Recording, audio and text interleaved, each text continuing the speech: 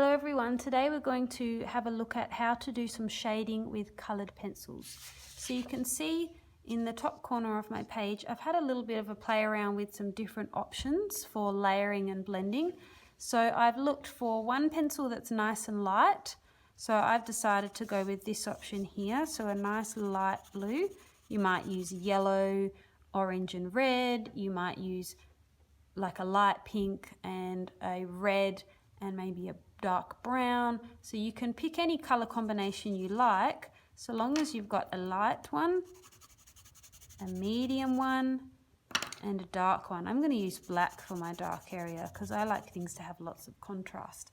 We will use the white of the paper to be our fourth tone, so we will have white in our little drawing that we're about to do as well.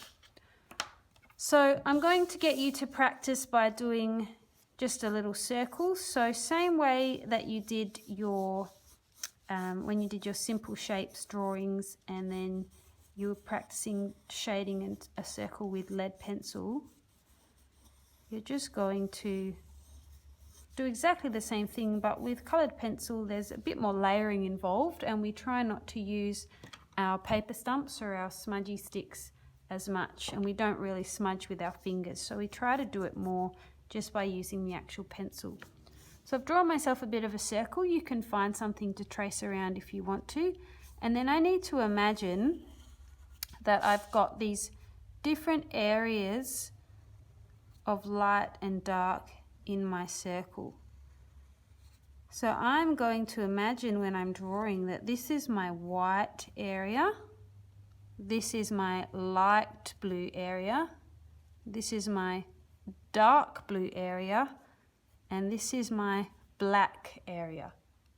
So as I'm working, I'm going to be following these moon shapes. So my white is going to be about here, and I'm going to slowly build up my light color following that moon shape. So I'm going to probably work a little bit faster over here because I know that I'm going to be layering darker colors on top of it. And notice how I'm using circles. So a little circular motion, and as I get towards the side where the light is, I'm not pressing as hard, so I'm releasing the pressure, and I'm also making it get skinnier. So see how it's becoming a bit of a point over here.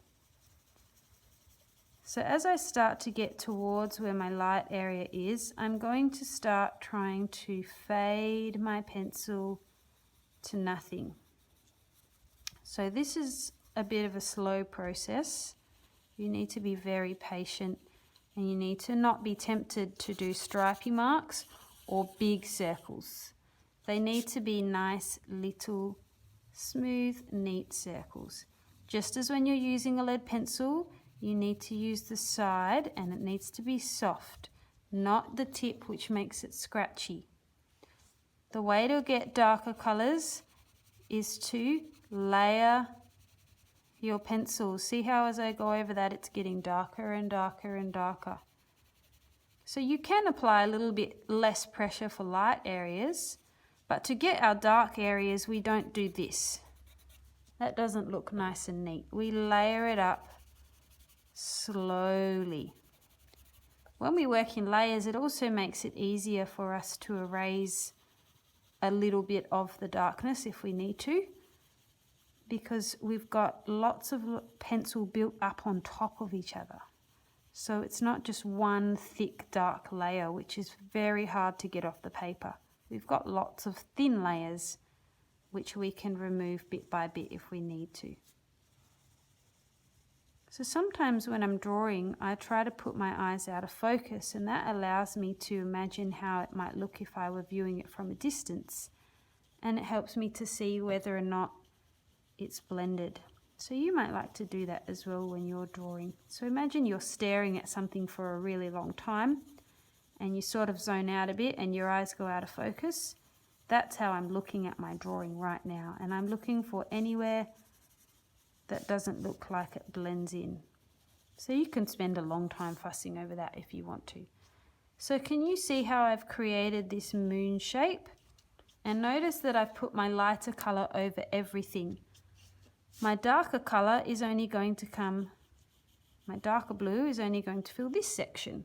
So instead of coming all the way to the white, it's going to stop a little bit further back.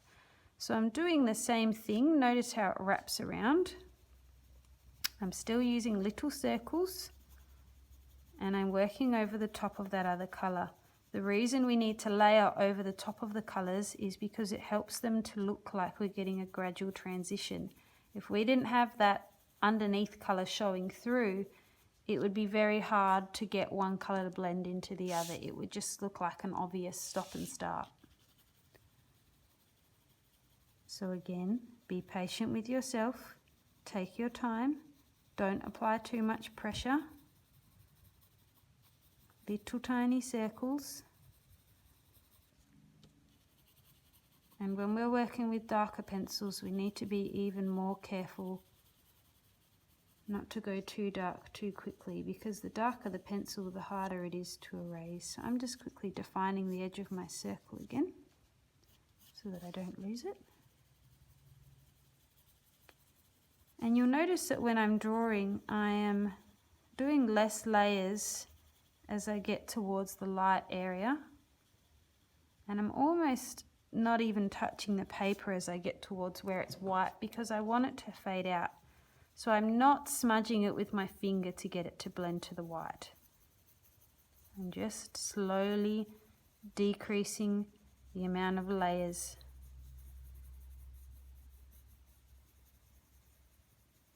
So when we use colored pencil, we have to use lots of different colors in order to create tonal range. So if we do a tonal scale in colored pencil, we don't just use one pencil and try to create a dark to light. We would actually put some other colored pencils in it too, like we're doing now, where we started with a lighter one and then we're slowly building darker ones on top of it. Because if you tried to create a drawing that was this color is quite light, so you need to use other pencils to create the level of darkness. If you wanted to use just black, it probably wouldn't look like it fades that well, because you're not going to be able to smudge it. So you might then use some greys to create those in-between tones.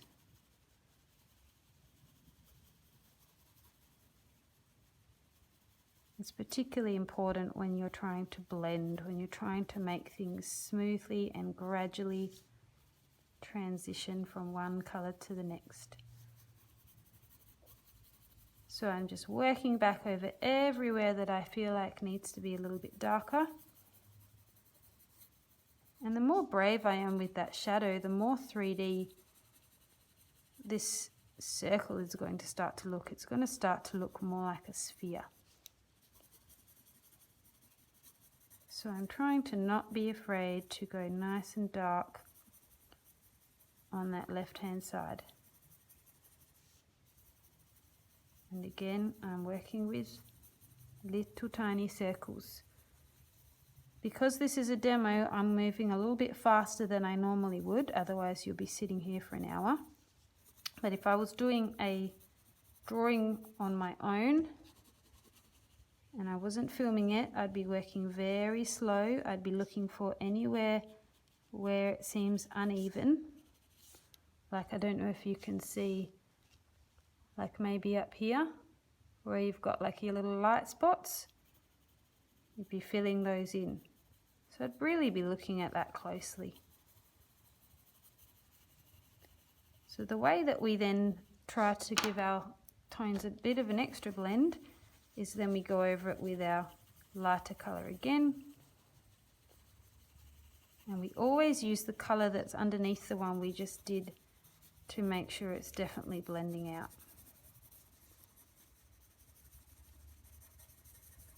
So that will help to smooth all of that down. So can you see how the colors are wrapping around that light spot? I've not created a light spot here, a medium tone here, a darker tone here, and a darker one here. That's not going to follow the shape, and it's not going to create a sphere. That's just going to create a gradient in a circle. So finally, I'm going to define my edge with my darkest tone. Remember to keep your pencils nice and sharp when you're working, because if you have a blunt pencil, you're not going to end up with a nice, smooth, even application of colour. Now, I don't want to apply too much black because I still want the sphere to look quite blue. So I'm going to go into a point more up the top here rather than wrapping it all the way around. And I'm not going to apply much pressure at all. I'm just going to slowly build it up and then fade it out towards the lighter area. So being brave with the left hand side, keeping it nice and dark, but then making it get light pretty suddenly.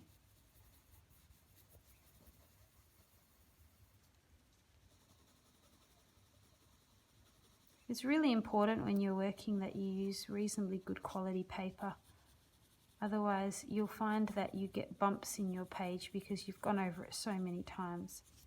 If you're using good quality paper and you're not pressing too hard, you shouldn't get any bumps.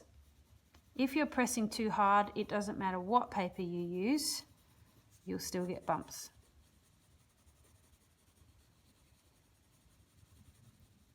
If I run my finger along that, I can't feel any dents in my page because I'm pressing lightly and I'm building it up through layers.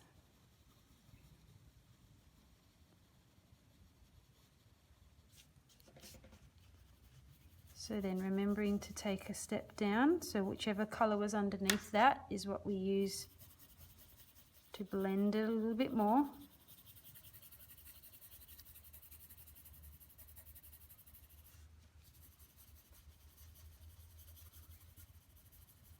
So we always go up and then we go back down, up to the darker colours, back down to the lighter colours. And that's when we really finish it off and we really get a nice smooth transition.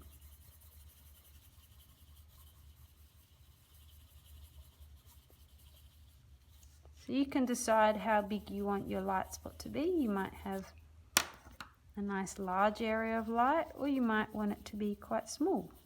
And you might imagine that the light is a lot further away and it's hitting it in a much smaller space. So you could bring those shadows in a bit closer if you want to.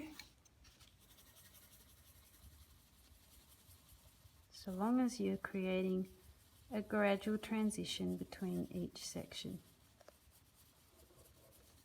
So there shouldn't be a really obvious stop between one tone or one colour and then the next. There we go. And if you really want to, you can give yourself a bit of a shadow on the table. I'll just do that really quickly.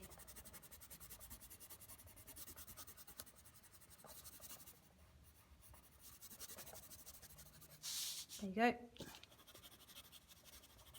That can be rough because I'm not marking on that. And that's it. That's how you shade with coloured pencils. So have a practice. Do as many different shapes, as many different colours as you want to, and make sure you're really confident with it before you start your final piece. Thank you and good luck.